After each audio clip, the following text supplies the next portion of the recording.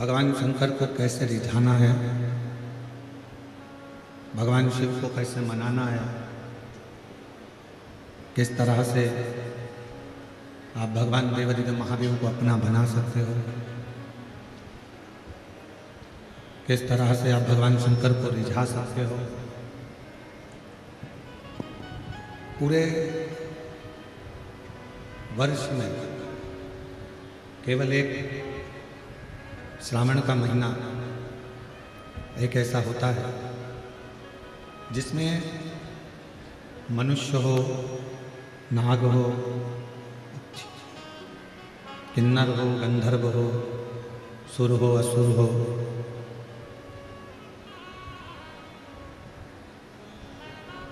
एक छोटा जीव जंतु भी यदि भगवान शंकर के शिवालय तक, भगवान शंकर के मंदिर के सामने तक भी अगर पहुंच जाता है तो भी मेरे देवादिदेव महादेव कृपा कर ही देते, करुणा कर ही देते।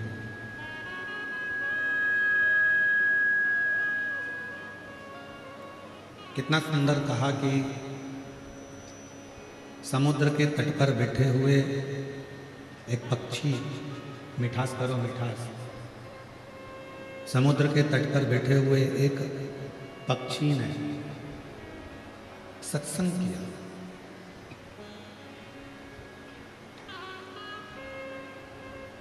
और समुद्र के तट पर बैठे हुए एक पक्षी ने जो सत्संग किया,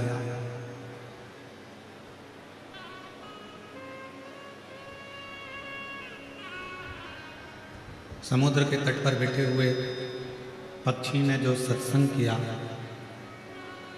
उस सत्संग का फल ये मिला कि एक किनारे पर पक्षी बैठा है और बैठ कर कह रहा है कि मैं लंका में बैठी हुई माता सीता जी को देख रहा हूं।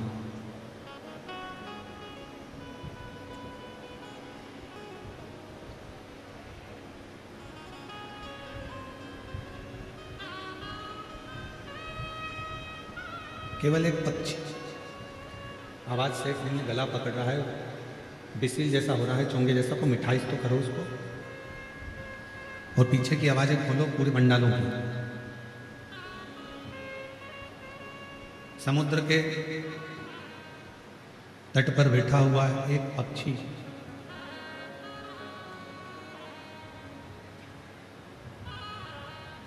सत्संग का क्रम कर कर, सत्संग को धारण कर कर, सत्संग कर कर कहता है कि मैं लंका में बैठी हुई, लंका में विराजमान माता जानकी जी का दर्शन कर रहा हूं।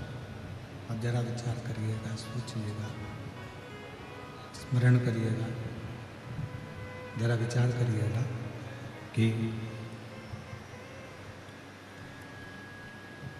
थोड़ा सा सत्संग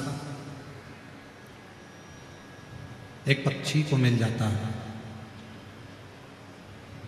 थोड़ा सा सत्संग एक पक्षी को मिल जाता है तो लंका में बैठी हुई मां जानकी जी का दर्शन कर लेते हैं। और यदि जो महापुराण की कथा में देवराज का चरित्र, श्री बिंदुक का चरित्र यहाँ तक कह रहा है कि थोड़ा सा देर का यदि शिव महापुराण की कथा मिल जाती है, थोड़ा सा भगवान शंकर का कथा का रस तत्व ग्रहण करने को मिल जाता है, तो भगवान शिव का भी दर्शन उस जीव को प्राप्त हो जाता है जो भगवान शिव की पवित्र कथा का लाभ ले रहा होता है, जो भगवान शंकर की पवित्र कथा को श्रवण कर रहा होता है। सत्संग, शिव की कथा, भगवान शंकर का चरित्र, भगवान का मंत्र जाप, भगवान शिव का नाम जाप, भगवान शिव की पवित्र कथा आपके जीवन में कुछ देगी ना देगी, पर इतना जरूर देगी कि अपने जीवन में आपको कभी दुखी नहीं होने देगी और जिंदगी में एक बार शिव का दर्शन जरूर करें। पर उसके लिए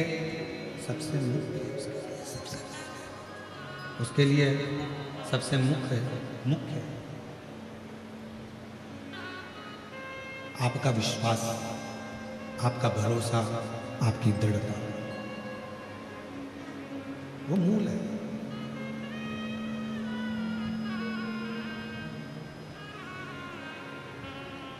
तीन शब्द, एक कर्णप्रिय होता है, दूसरा शब्द होता है वर्णप्रिय, और तीसरे नंबर का शब्द होता है धर्मप्रिय। अब इन तीन शब्दों को हम थोड़ा समझें। पहले नंबर पर है कर्णप्रिय शब्द, दूसरे नंबर पर है वर्णप्रिय शब्द, और तीसरे नंबर पर है धर्मप्रिय शब्द। शिव महापुराण की कथा कहती है एक कर्णप्रिय शब्द होता है जो केवल हमको अच्छा लगता है, स्वयं को अच्छा लगता है, और उसमें हम अपने भीतर थोड़ा थोड़ा अभिमान, थोड़ा थोड़ा अहंकार उत्पन्न कर लेते हैं। इसको कर्णप्रिय कहा। किसी ने कोई बात कही, आपके लिए कही, आपके हिसाब से आपके लिए कहा, आप बहुत सुंदर हो, आप बहुत ज्ञानी हो, आप बहुत विद्वान हो, आप बहुत श्रेष्ठ हो, ये आपकी कर्णप्रियता। इसको कर्णप्रियता कहेंगे, जो सुनकर आपको अच्छा लगता है, जो सुनकर आपको श्रेष्ठ लग रहा है, आपको अच्छा लग रहा है, आपके लिए बोला गया। पर ये जो कर्णप्रिय शब्द हैं, ये हमारे जीवन में थोड़ा अहंकार उत्पन्न कर देते हैं, थोड़ा अभिमान उत्पन्न कर देते हैं।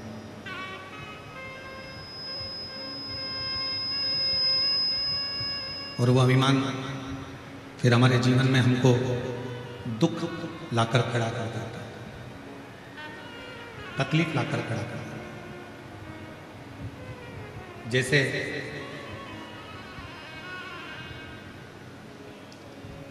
भगवान शिव का अवधूतेश्वर रूप,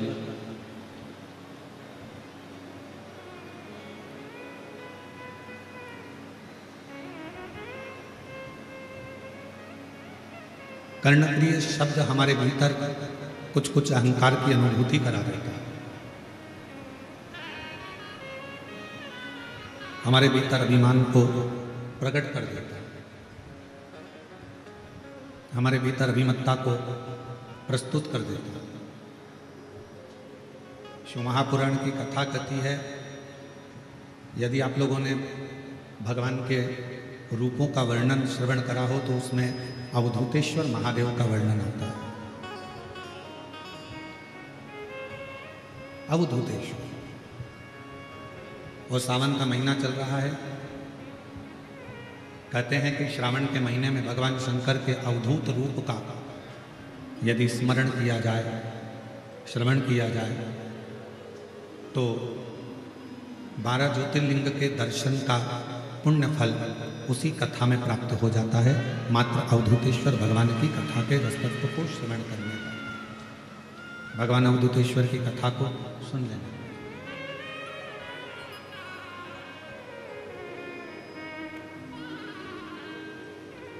और ये कथा 3 शब्दों से प्रारंभ हो रही है, कर्णप्रिय, वर्णप्रिय और धर्मप्रिय।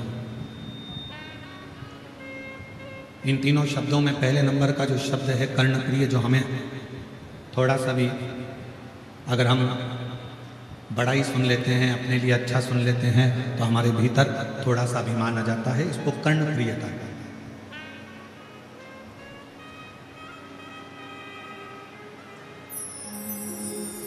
एक बार अवधूतेश्वर महादेव की कथा कहती है, अवधूतेश्वर नाथ की कथा कहती है कि एक बार इंद्र को लगा कि मैं देवगुरु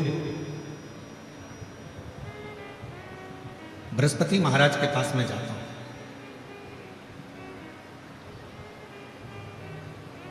थोड़ा सावधानी से सुनिएगा, आज की कथा का स्मरण बड़ा सुंदर है।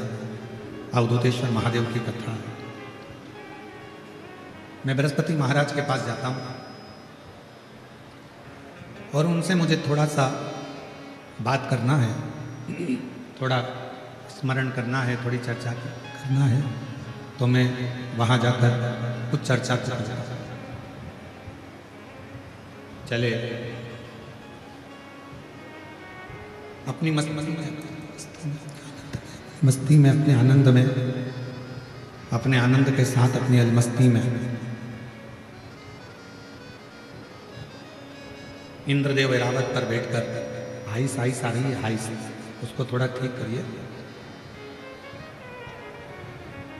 ऐरावत पर बैठकर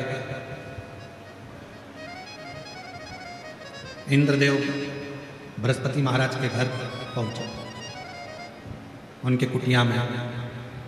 और बृहस्पति महाराज शंभु शंभु शंभु बृहस्पति महाराज की कुटिया में द्वार पर जाकर खड़े हुए। द्वार पर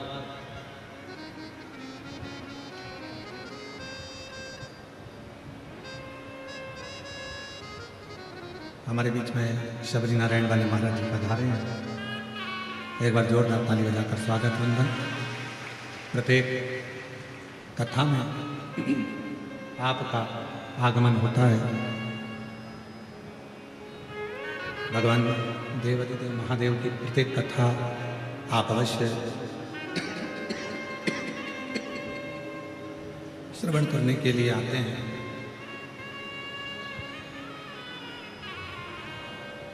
तो अवधूतेश्वर महादेव की कथा कर रही है। अवधूतेश्वर महादेव का चरित्र कर रहा, हाइसी हाइस आ रही है, गला पकड़ रहा बहुत।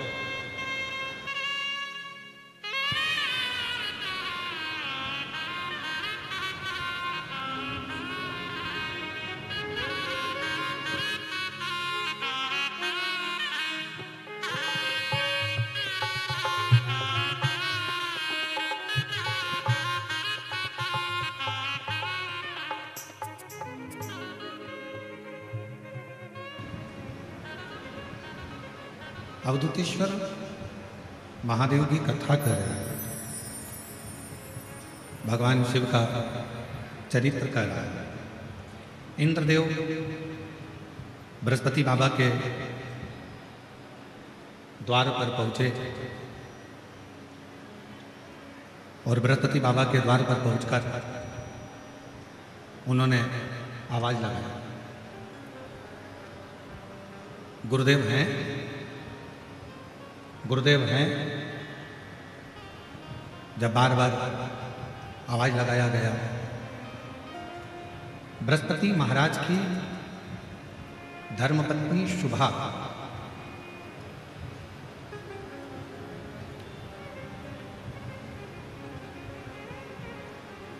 तीन धर्मपत्नियां थी, उसमें पहले नंबर पर थी शुभा, दूसरे नंबर पर थी तारा और तीसरे नंबर पर थी ममता। तो बृहस्पति महाराज की जो पहले नंबर की जो धर्म पत्नी है शुभा, पार्थिव लिंग का पूजन कर रही थी, पार्थिव लिंग की आराधना कर रही थी, पार्थिव लिंग की पूजन कर रही थी। और पार्थिव लिंग पूजन में वो डूबी हुई थी। इंद्रदेव ने दरवाजे पर पहुंचकर फिर आवाज लगाई, फिर वापिस आवाज दी गई, पर शुभा अपनी पूजन को छोड़कर, अपनी आराधना को छोड़कर उठी नहीं। वो अपनी आराधना में लगी हुई, बस ठीक है, परंतु अंदर की आवाज नहीं आ रही, बाकी बाहर ठीक है।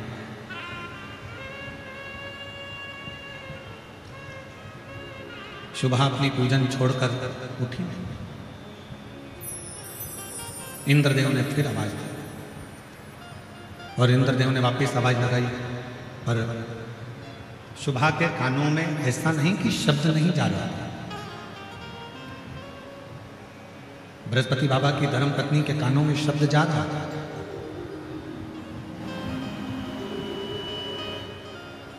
पर शुभा भगवान शंकर का अनुष्ठान छोड़कर, भगवान शंकर की पूजन छोड़कर, पार्थिव लिंग पूजन छोड़कर शुभा उठी। शिव महापुराण की कथा कहती है 10 मिनट के लिए, 5 मिनट के लिए, 2 मिनट के लिए यदि आप शिवालय में गए हो, शंकर जी के मंदिर में गए हो, भगवान शंकर की आराधना में गए हो, पूजन में गए हो, अर्चना में गए हो, चाकरी में गए हो, भगवान शिव के भजन में पहुंचे हो, पूरा समय आप नहीं दे पाए, 2 मिनट के लिए अगर गए हो, 10 मिनट के लिए आप भगवान की कथा में गए हो, या पूजन में गए हो, या आराधना में गए हो, या साधना में गए हो, तो वो 2 मिनट आपका फिर दूसरों के लिए नहीं होना चाहिए। फिर वो 2 मिनट आपका उस परमात्मा के लिए होना चाहिए जिसका तुम मंत्र जाप करने के लिए, जिसका तुम भजन करने के लिए, जिसका तुम स्मरण करने के लिए आया।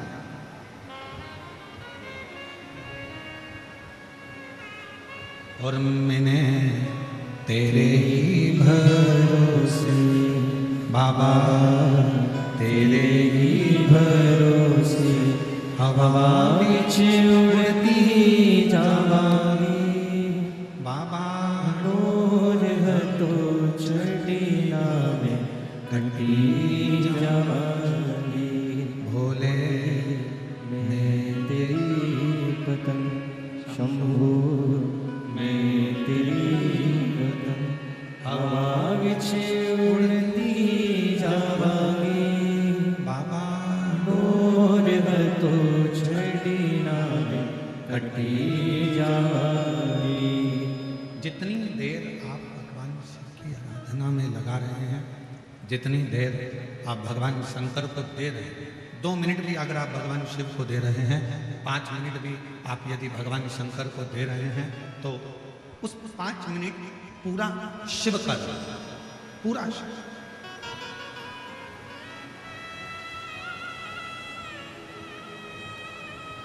और मेरी जीजियों 5 स्थान बताए हैं, एक जनी को भेज के यहाँ का वैक्सीन चेक कर, 5 स्थान बताए, और वो 5 स्थान जहाँ पर बैठकर, जहाँ पर आप भगवान शंकर की आराधना कर रहे हो, अर्चना कर रहे हो, पूजन कर रहे हो, निवेदन कर रहे हो, चाकरी कर रहे हो, साधना कर रहे हो, 5 स्थान बताओ। उन 5 स्थान पर भले 2 मिनट के लिए आप लोग रहें, या 4 मिनट या 5 मिनट के लिए आप लोग रहें, और 4-5 मिनट के लिए भले आप रहें, पर उस 2-5 मिनट में भी आपका ध्यान कितना केंद्रित होना चाहिए, वो स्थान बताओ, कितना केंद्रित होना चाहिए। पहला, जिस समय पर तुम्हें समय मिले, तुमको लगे कि अब मेरे को भगवान को दीप लगाना, दिया लगाना, 5 स्थान पर तुम्हारे ध्यान की केंद्रता होना चाहिए। पहले नंबर पर दीप लगाते समय, जिस समय पर भगवान को आप लोग दीपक लगाते हैं, दिया लगाते हैं, किसी से चर्चा मत करो, फालतू की कोई बात नहीं होना चाहिए। दीप लगाता मतलब ज्योति को उत्पन्न करना, और ज्योति को उत्पन्न करना मतलब ज्योतिर्लिंग को प्रकट करना। दीप की जो ज्योति होती है, दीप की जो ज्योति प्रकट होती है, दीपक की जो ज्योति होती है, वो भी ज्योतिर्लिंग का ही प्रतीक होती है।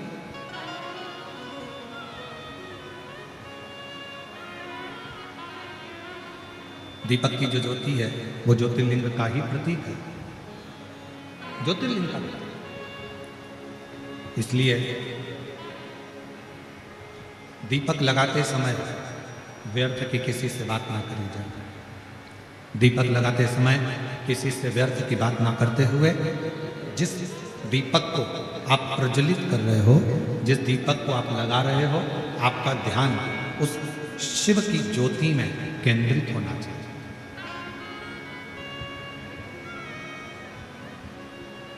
भगवान शंकर की ज्योति में आपका ध्यान केंद्रित,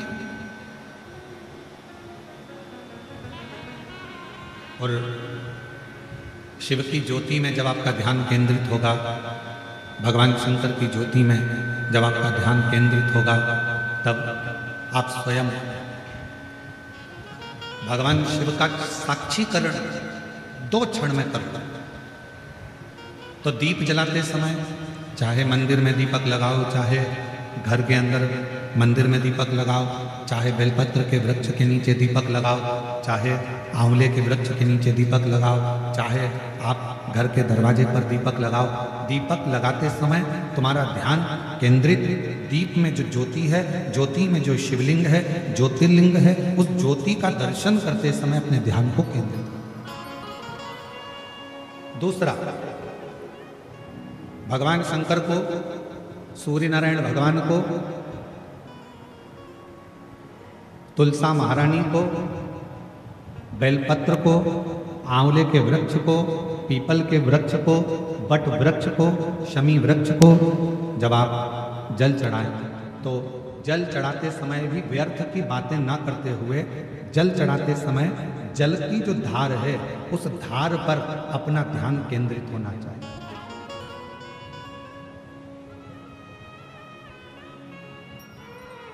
उस प्रेशर बढ़ाओ, प्रेशर, उस धार पर आपका जल की जो धार हो, उस धार पर आपका ध्यान केंद्रित। दीपक की ज्योति पर आपका ध्यान केंद्रित हो, जल की धार पर आपका ध्यान केंद्रित हो। तीसरे नंबर पर कहा गया, तीसरा स्थान जो कहा गया, जब भगवान शंकर के मंदिर में, देवता के मंदिर में, देवालय में, शिवालय में जब आप भगवान को प्रणाम करने के लिए, नमन करने के लिए नीचे झुके हो, उस समय पर आपका ध्यान भगवान के चरणारविंद में केंद्रित होना चाहिए। ये तीसरे नंबर का स्थान है।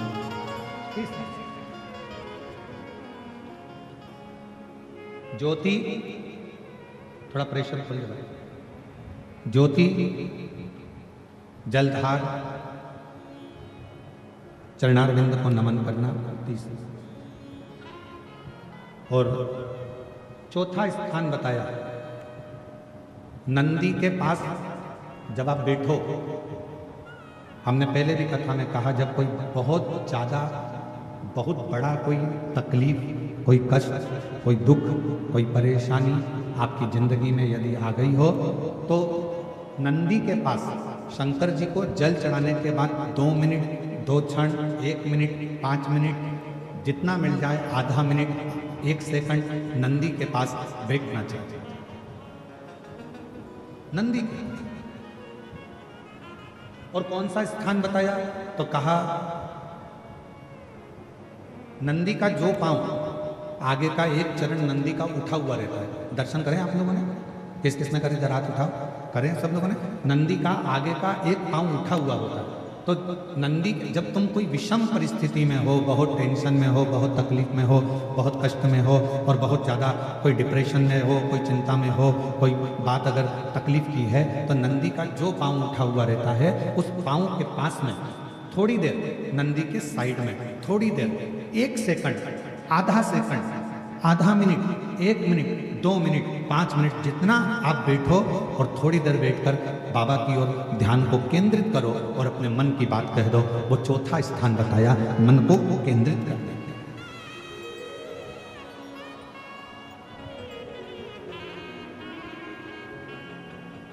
पांचवा स्थान, जब सही मार्ग नहीं मिल रहा हो, कोई सही रास्ता नहीं प्राप्त हो रहा हो, सही मार्ग नहीं मिल रहा हो, तो पांचवा स्थान, यदि मेरे महादेव के शिवलिंग के ऊपर जलाधारी लगी हो, तो मंदिर में गए, शिवालय में गए, और भगवान शंकर के शिवलिंग के ऊपर यदि जलाधारी लगी हो, तो जब आप भगवान शंकर के मंदिर से बाहर निकल रहे हो, तो बाहर निकलते समय अगर आपको दरवाजे पर खड़े होकर जलाधारी का यदि दर्शन हो जाए, तो 2 क्षण के लिए उसका दर्शन भी केंद्रित कर सकते हो। ये 5 स्थान ऐसे हैं जिन स्थान पर अपने भगवान के चरणारविंद को, भगवान के दर्शन को केंद्रित किया है।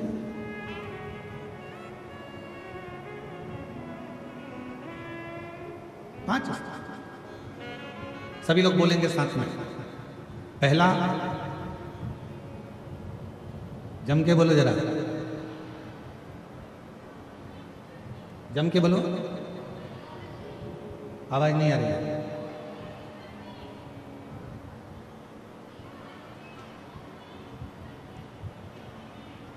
दीपक की ज्योति। दूसरा, जम के बोलो जरा, जल की धार। तीसरा, चरणों को प्रणाम करना। चौथा, नंदी के पास में, चरण के पास में बैठकर अपने मन की दशा को कहना। और 5वां, भगवान के ऊपर जो जलाधारी लगी होती है उस जलाधारी का दर्शन कर कर फिर अपने घर की। 5 स्थान, 5। और जब शिव भक्ति में लगे हो, भगवान शंकर के विरल भक्ति में लगे हो, भगवान शंकर के भजन में लगे हो, भगवान शंकर के विरल भक्ति में लगे हो, जैसे बृहस्पति महाराज की धर्मपत्नी शुभा भगवान शंकर के पार्थिव लिंग का पूजन कर रही थी और पूजन के समय पर उसके कानों में शब्द गया, उसके कानों में शब्द पहुंचा और शुभा के कानों में शब्द पहुंचा पर शुभा उठी नहीं, क्योंकि अपने ध्यान को केंद्रित करने में लगी, उठी नहीं। बाहर खड़े हुए इंद्रदेव को, बाहर खड़े हुए इंद्रदेव को क्रोध आ रहा था। बाहर जो इंद्रदेव खड़े हैं उनको गुस्सा, क्रोध आ रहा। और क्रोध किस बात का आ रहा है कि मैं दरवाजे पर खड़ा हूं, देवराज इंद्र दरवाजे पर खड़े हैं और ये मुझे कोई लेने के लिए, कोई बुलाने के लिए, कोई दरवाजे पर आया ही नहीं, कोई द्वार पर पहुंचा ही नहीं। क्रोध आ गया, इंद्र को क्रोध आया। और जैसे ही इंद्र जी को क्रोध आया, गुस्से में आकर इंद्र अपशब्द कहने ही वाले थे और थोड़ी देर में बृहस्पति महाराज इंद्र को दरवाजे पर लेने के लिए आ गए। इंद्रदेव ने बृहस्पति महाराज को नमन किया। बृहस्पति महाराज ने इंद्रदेव का आदर करा, सम्मान करा, सत्कार करा और कहा कि बृहस्पति महाराज, अच्छा हुआ आप मुझे लेने के लिए आ गए। आपकी धर्मपत्नी शुभा वहां बैठकर पूजन कर रही है, आराधना कर रही है, चाकरी कर रही है, विनय कर रही है, और वो शुभा फिर भी मेरे शब्द को सुनकर भी मेरे पास में नहीं आ रही प्रणाम करने, नमन करने, मुझे आतिथ्य देने के लिए।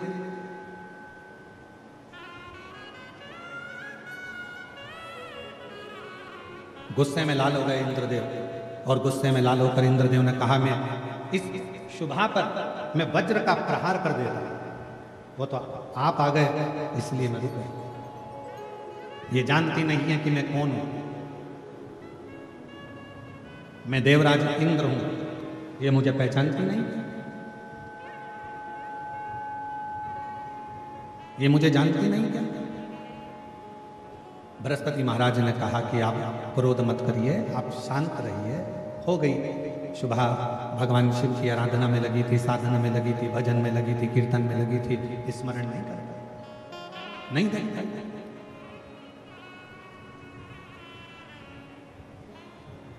तभी बृहस्पति महाराज के मन में आया कि इंद्रदेव थोड़ी सी देर में क्रोध कर देते हैं, जरा सी देर में गुस्सा कर देते हैं और जरा सी देर में इनको अहंकार प्रकट हो जाता है, अभिमान प्रकट हो जाता है, अभिमत्ता इंद्र के अंदर प्रकट हो जाती है। इतनी अभिमत्ता, इतना अहम इंद्र के अंदर आ गया है कि क्रोध इंद्र के सम्मुख में बार बार आ जाता है। क्यों ना इंद्र पार्थिव पूजन के समय पर, पार्थिव लिंग के पूजन के समय पर इंद्र यहाँ आए हैं, पार्थिव लिंग का पूजन चल रहा है और इंद्र यहाँ आए हैं। क्यों ना मैं इंद्र को भगवान देवाधिदेव महादेव का दर्शन कराने के लिए लेकर जाऊं। क्यों? क्योंकि शिव का दर्शन करने वाले का अहंकार समाप्त हो जाता है, शिव का दर्शन करने वाले की अभिमत्ता समाप्त हो जाती है, शिव का दर्शन करने वाले का अहंकार, अभिमत्ता, उसके भीतर का अहम धीरे धीरे समाप्ति की ओर चलता है। क्यों ना मैं जाऊं? मैं पहुंचू। बृहस्पति महाराज ने तुरंत इंद्रदेव से कहा कि आप हमारे साथ में चलो, आप हमारे साथ चलो, हम और आप भगवान देवाधिदेव महादेव का दर्शन करने के लिए चलते हैं। और इंद्रदेव के साथ में भगवान बृहस्पति और बृहस्पति भगवान के साथ में इंद्रदेव दर्शन के लिए चलते, दर्शन को चलते। अब चलते चलते चलते चलते शिव जी को भान हो गया। शिव महापुराण की वायव्य संहिता कहती है, जब कोई स्त्री पुरुष मनुष्य कोई भी शंकर जी के मंदिर की ओर आगे बढ़ता है, शंकर जी के मंदिर की ओर जाना चाहता है, जब कोई स्त्री पुरुष मनुष्य शिवालय की ओर आगे बढ़ता है, तब भगवान शंकर का ध्यान उस मनुष्य पर पड़ जाता है। भगवान शिव का ध्यान उस मनुष्य पर हो जाता है। और